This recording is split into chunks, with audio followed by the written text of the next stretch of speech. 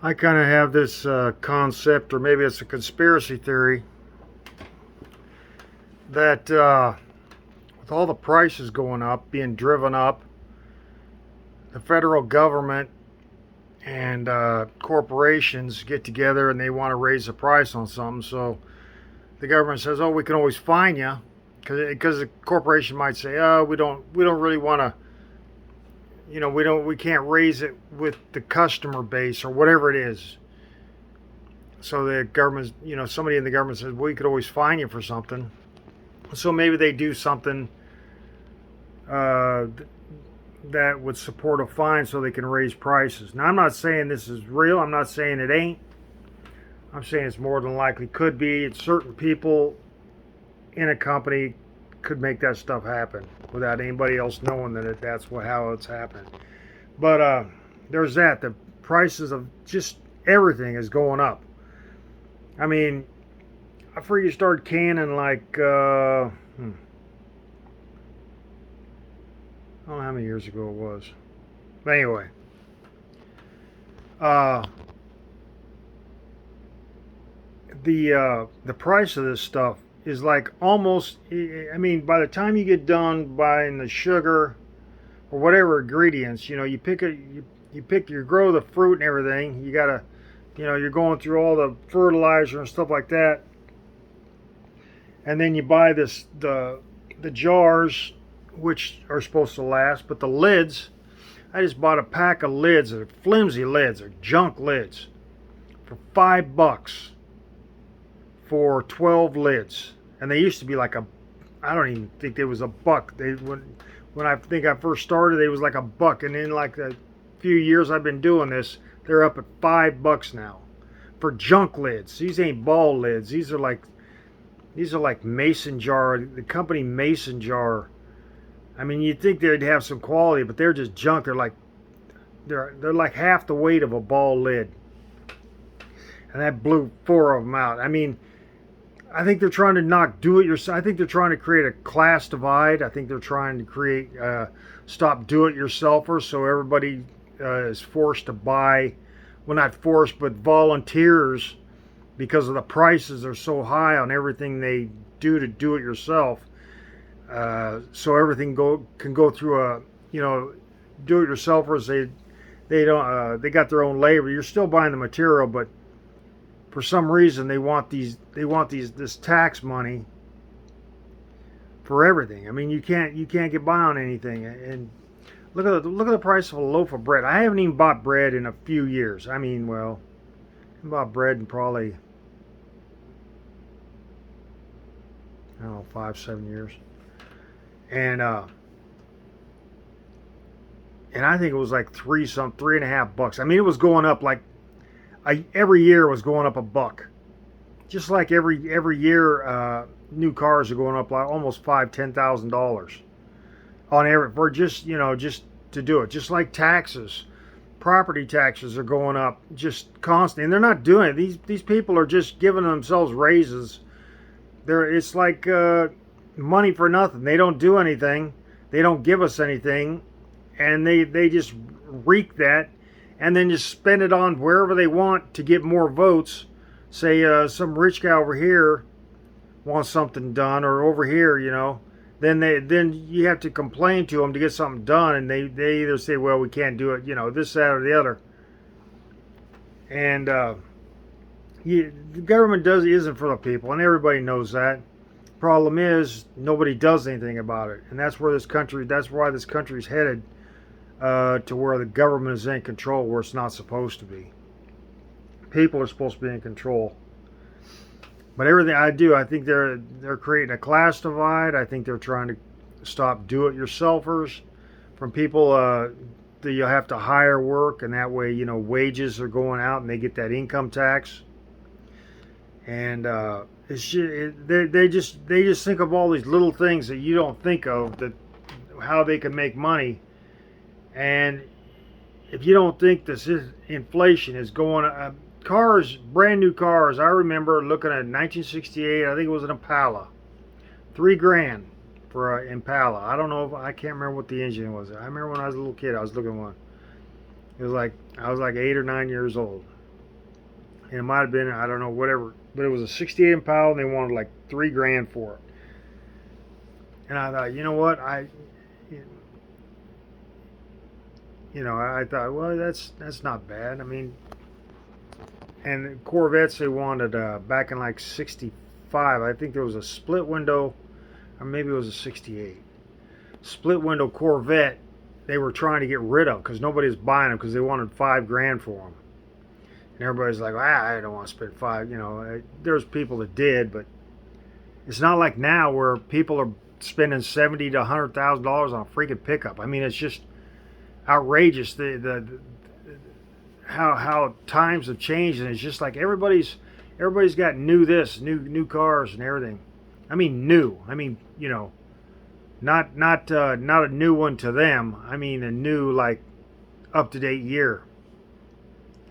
And all these freaking houses that are millions and millions of dollars that are freaking here in Des Moines. They never had. I mean, they had a couple areas that had big houses, but now it's like, man, that's all they're building. They're building like mansions, like huge freaking mansions. What I'd consider a mansion. And but I mean, $50,000, $70,000, $100,000 pickups. A pickup. I mean, yeah, okay. Pickups used to be, they've always been a little bit more than cars because they got multiple use. But $100,000 for a pickup, $70,000, $50,000 for a normal, $30,000. $30,000 used to buy a freaking house. And that was not long ago. Back in the '70s, you could buy a new house, be smaller, but you get one for like $30,000. And you'll get a dump now. You can't even get a lot for that. And they have something. There was some farmland around here per acre farmland was going for $22,000 an acre. They say it's the highest farmland they've ever. Now I don't know what they're going to use it for. It's not around here. It's not around Des Moines. I can't remember what county it is. $22,000 for a freaking acre. I don't know how many acres they bought. Of course, it's probably development. Those turn around, charge $100,000 for they'll split it up the acres into multiple 3 lots and charge $50,000 per lot to build on. And that's probably without sewer, water, and electricity. So it's this. I mean, how do they expect anybody? How do they expect the economy to stabilize when everybody's just trying to outbid everybody else, when everybody's trying to outspend everybody else, and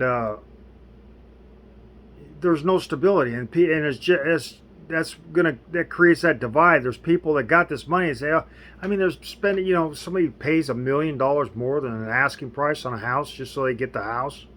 $1 million. That's a lot of freaking money for a house. I mean, somebody asks, say you're asking $800,000. Well, I'll give you $1,800,000 for your house. And it's like, there's people that won't turn that down. But you can't turn around. It's like people not realizing that you sell your house for a high price, you're going to have to turn around and buy one for the same price. I had a hard time finding this house. I mean, somebody that wasn't millionaires going around, like associations and stuff going around. Now, I'm not talking about like housing associations. I'm talking about associations like corporate people, like they had people going around buying up just houses, just cheap as they could, and then they turn around, they don't do anything to them, and like triple, quadruple, they buy something for $10,000-$15,000 where somebody might be trying to get into their first house, and these rich people come in, turn it, buy it for that or whatever they buy it for, and turn around, sell it for without doing anything, just put a price tag of $60,000. So they're just basically stealing houses from people that trying to get into housing they don't have. $600,000 to spend on a new 4-bedroom house. So, and all this is just going to spike taxes. Everything, all this spending, spiking taxes. And this government is not doing anything. It's frivolous. This is a frivolous government. I mean, it's just every year, every decade, every change of president, every new agenda we get in this country, it's been spiking for. You can see it. I mean, I can't even tell you who was the first, first president that I noticed where prices spiked. But I mean, this just it's in bounding. I mean, when prices of vehicles are going up almost $10,000 per year. I mean, $5,000 to $10,000 per vehicle, and they haven't really changed them. I mean, you can say, well, they got the computer. I wouldn't want all this electronic stuff. In fact, that's basically the biggest thing that breaks down all this stuff is all the electronics. Anyway, I do. I think they're trying to create corporate or whoever it is trying to, or the industries are trying to create a divide, maybe so that they can get cheap labor. They can get everybody under an umbrella of communism and socialism. So that everybody says, "Oh man, I can't afford this. I can never." Anybody starts bitching, and the government says, "Well, what we can do is just take more tax money, and you'll have food all the time." And that's what they're doing. And people are just sitting there, and they're going to sit there. They're going to be so tight on money, and they don't want to lose what they got, that they're going to start agreeing to socialism. And that's how this country is going to be turned into a communist country. And the government just screws everybody on a daily basis, and you'll be sitting in a bread line. You think, well, we got all this great bread now. Yeah, you won't have all this great bread when they're going to be selling all the ingredients. They're going to be selling all the top quality ingredients for the elitists, so the elitists can go on vacation and eat in a higher end restaurant. And that's where all this, that's what's going on, is big giant class divide to create socialism or communism, so that everybody that, it just slowly works its way up from the poorest people that have to just do what's told. It's almost like they're in martial law, probably. The poorest people are in martial law. And then it's just working their way up. It's just like a fade line. There's people up here that, it doesn't faze me. I'll spend $50,000, $70,000 on a new pickup. Don't bother me. I'll get me a nice new 3-axle trailer, or pull around whatever. You see a lot of these new trailers being pulled. And I'm not talking a camping trailer. Camping trailers are even. It's like people are just boom, boom, boom, boom, and you can tell the difference between people that are spending and as I'm guessing 10 years down the road, the class divide is going to be so visible, so transparent, that you're going to gasp that it ever got that bad. If you're not in a socialist society by then, because the prices will be so exorbitant and the taxes will be so exorbitant that everybody will just say, "Oh well, how are you going to argue when they're going to take your deed, they're going to take your car and everything else because you can't afford it?" And the government says, "Well, we'll pay off all this stuff." I mean, that's what they're basically doing now with they got you saying, well, these kids, with these college kids, why can't they just work? And the people only want certain people working for them. They want a certain kind of attitude working for them. If you haven't realized that, you haven't been out in the workforce. There's certain places you go. Now there might be somebody up top and says, "Oh no, we're like this," and then they write it in the rules of how the company is, to show to everybody else. And then when it hits the underlings, they change it. They say, "Oh yeah, we don't have to do that. We don't have to do that," and they're moseying around controlling all these people and putting it in a miserable environment. So they get their attitude they want, and the subliminal and not